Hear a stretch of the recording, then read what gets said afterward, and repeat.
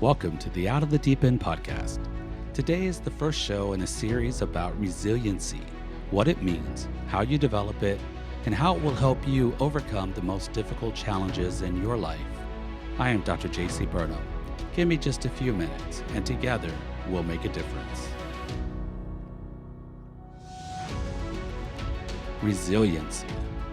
We talk about resiliency with my athletes when I was coaching volleyball. How do you fight back when it seems like the other team is just going to demolish you? Or maybe they have demolished you and then you have another big game coming up. How do you bounce back from that defeat? And we talk about mental toughness and how athletes, when they're under the most pressure, when everything's on the line, they find a way to perform. Well, let me share with you a story that I would often share with my teams. It's called The Farmer and the Donkey. One day, a farmer's donkey fell down into a well. The animal cried piteously for hours as the farmer tried to figure out what to do. Finally, he decided the animal was old, and the well needed to be covered up anyway. It just wasn't worth taking the time and the energy to retrieve the donkey. So he invited all of his neighbors to come over and help him. And they all grabbed shovels and began to shovel dirt into the well. At first, the donkey realized what was happening and cried horribly. Then, to everyone's amazement, he quieted down. A few shovel loads later, the farmer finally looked down into the well, and he was astonished at what he saw. With each shovel of dirt that hit his back, the donkey was doing something amazing. He would shake it off and step up. As the farmer's neighbors continued to shovel dirt on top of the animal, he would shake it off and step up. Pretty soon, everyone was amazed as the donkey stepped up over the ledge and out of the well and happily trotted off.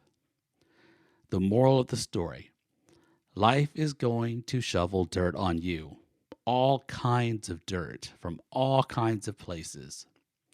The trick? Getting out of the well seems to be shake it off and take a step up. Each of your troubles is a stepping stone. You can get out of the deepest well simply by stopping, never giving up, shaking it off, and stepping up. And so I like that story because the metaphor is quite clear. No matter how bad things get, you can always find a way to not let it get as deeply into you as it possibly could, or maybe even as it was intended. Shake it off and step up. So resiliency. This is the first in a series that we're going to take a look at what resiliency is, how we possibly can develop it, even if we have not had resiliency in the past, how you can actually start to develop some resiliency so that when you are faced with a difficult situation, you have some keys, some tools to help you to overcome those challenges. So, to define resiliency, it is your ability to cope in a positive way with the ups and downs of everyday life. In other words, how well can you adapt when you have to face challenging circumstances? Or we can say it means to bend and not break. And given there are going to be life events that will overwhelm anyone. Could be the death of a loved one, could be a lost job, could be a natural disaster, a disease. Everybody in life at some point is going to have to face a very challenging circumstance. So resiliency means that you actually have a greater ability to deal with those challenging moments. And it doesn't mean it's not going to hurt. It doesn't mean you won't experience grief, but people who have a stronger sense of resiliency tend to cope with it and then recover quicker and get back to normal life than someone who doesn't really have resiliency. So we want to understand what resiliency is and then work on developing our own resiliency so that we can put it into play when we need it. Lauren Parsons is a New Zealand well-being author. You can find her on the web. And I like a metaphor that she gives. It's called the filling your bucket of resiliency. And what you do is you take a piece of paper, and on that piece of paper, you draw a big bucket. And then at the top, over the bucket, write down all of those things that build you up or make you feel calm and confident. And then you can draw arrows going down into the bucket, and you can draw those things on those lines if you want. It's a nice visualization. Then at the bottom, draw arrows falling out of the bucket or draining out of the bucket. And then write down anything that might challenge you, that doesn't build you up, that stresses you or gives you anxiety or keeps you from being calm and confident. Now, once you have this done, look at the top and look at the bottom and circle any of those things that stand out to you. For the top, what are some things that you aren't doing as regularly as you think that you could have? And then ask yourself, how can I get some of these things back into my life, or how can I make them a larger part of my life? And then at the bottom, what are some of the things that you feel like you most want to work on? What habits might you form to reduce areas in your life that cause that stress and anxiety?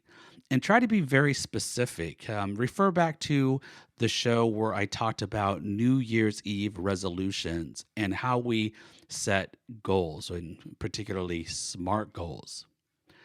And then after 2 weeks, go back and take a look at your bucket items again and ask yourself, well, have I been able to do what I said I wanted to do? In other words, did I increase the elements that made me calm and confident?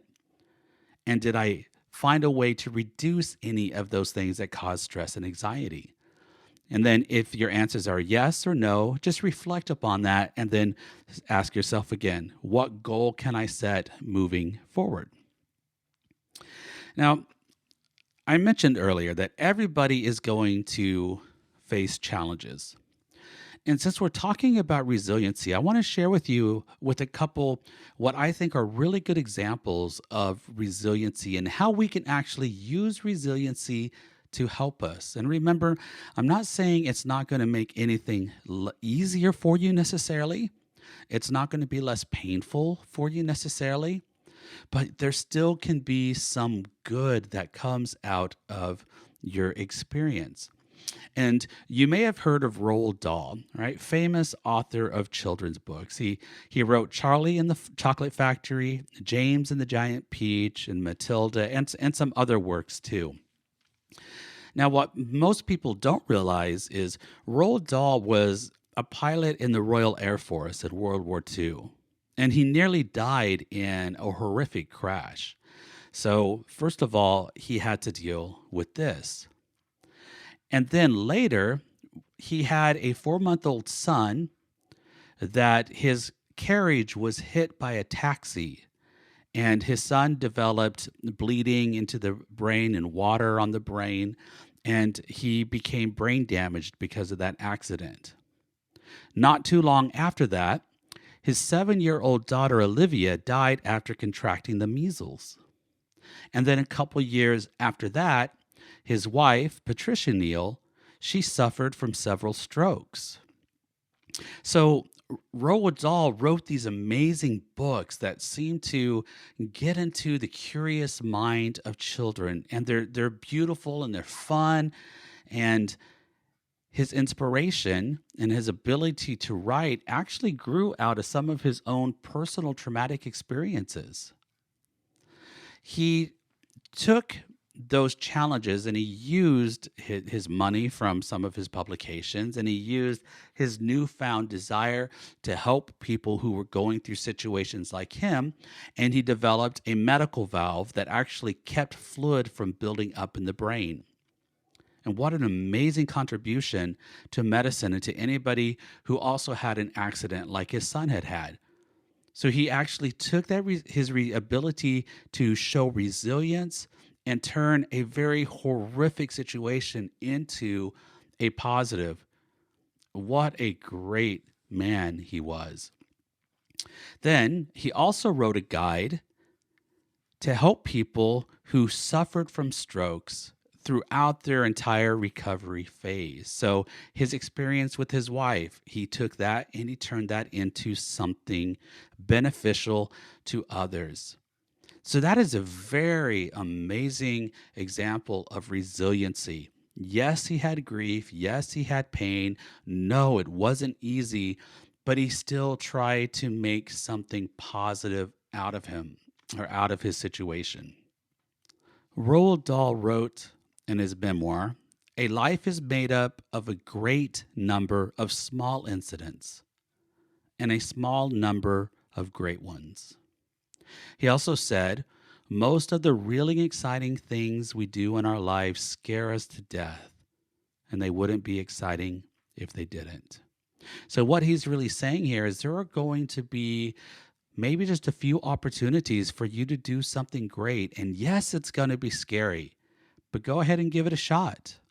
Make the most of whatever you can, even if it's coming from a very bad place. I also want to talk about a professor of mine at Stanford University, Joshua Moore.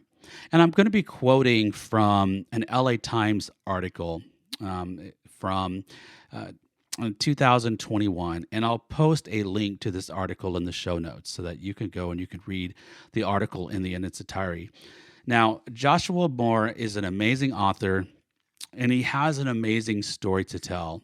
And I want to share with you just a little bit of that interview and then something that he said in another interview. So, Joshua's journey is about addiction and recovery.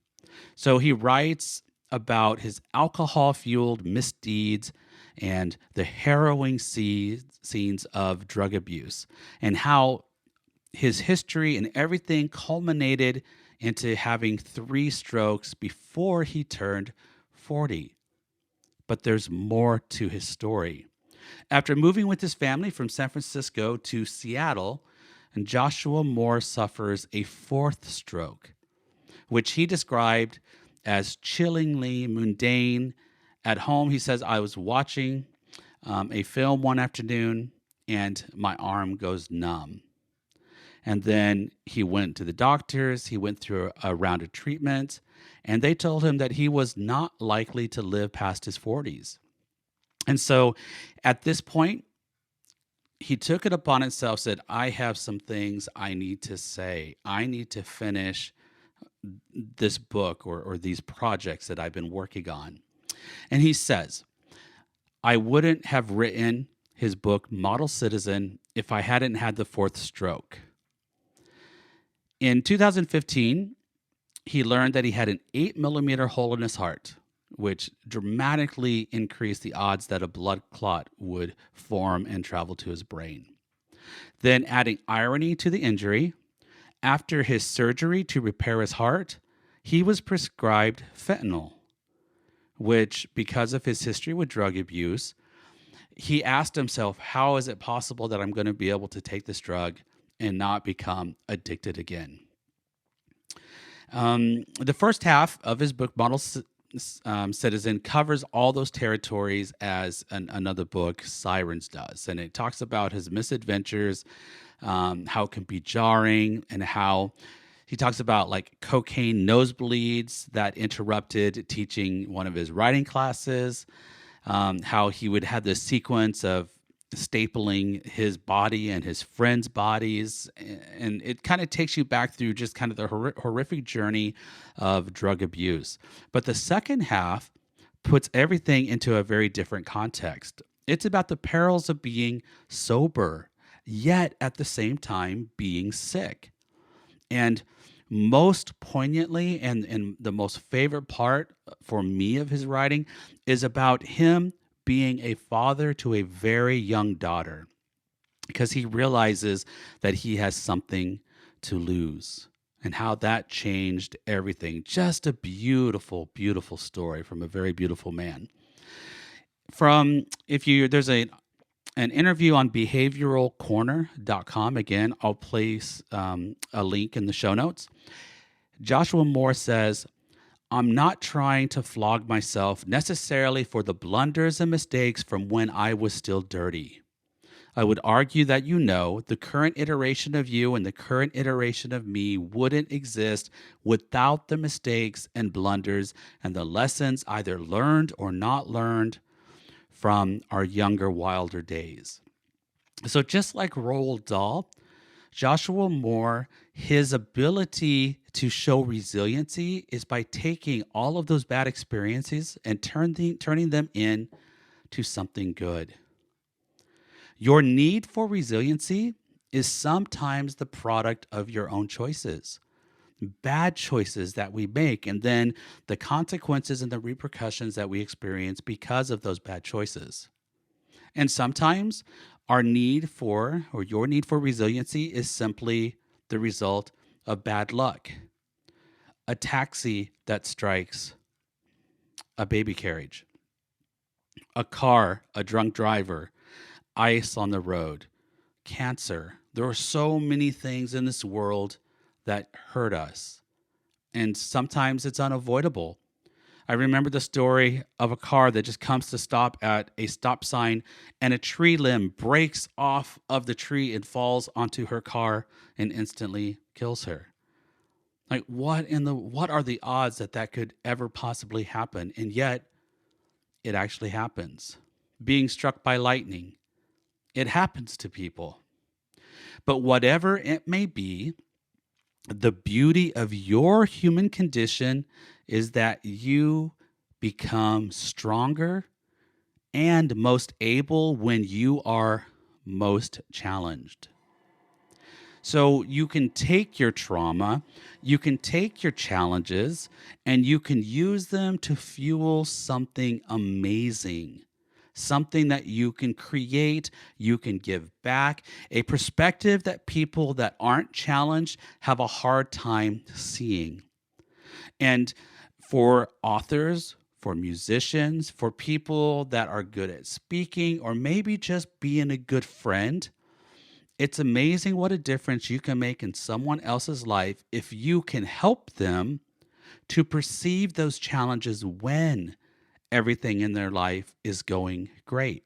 Because I'll be honest with you, it's easy for us to become more when we are not in a good place, right? When we have to reach in and use our resiliency, we appreciate it. We feel like we get stronger from it. But how does it affect people when they aren't challenged and then they can still perceive that world? They can have the empathy. So for my volleyball teams, this is what I hope that they would understand. You are going to be placed in a situation where you are going to be challenged. And you're on the court. There's a gym full of people watching you. And everybody is going to know how you cope with that adversity. And my hope for them is that they take a look at the story of the farmer and the donkey, and they realize that they too can shake it off and they can step up. And that is my goal. That is my hope for you, no matter what happens, that you can find a way to work through the pain, work through the grief, work through the exhaustion, the doubt, and turn all of that energy, negative energy, into something positive. You too can shake it off and step up. This is Dr. J.C. Burnham and the Out of the Deep End podcast, wishing you a blessed day.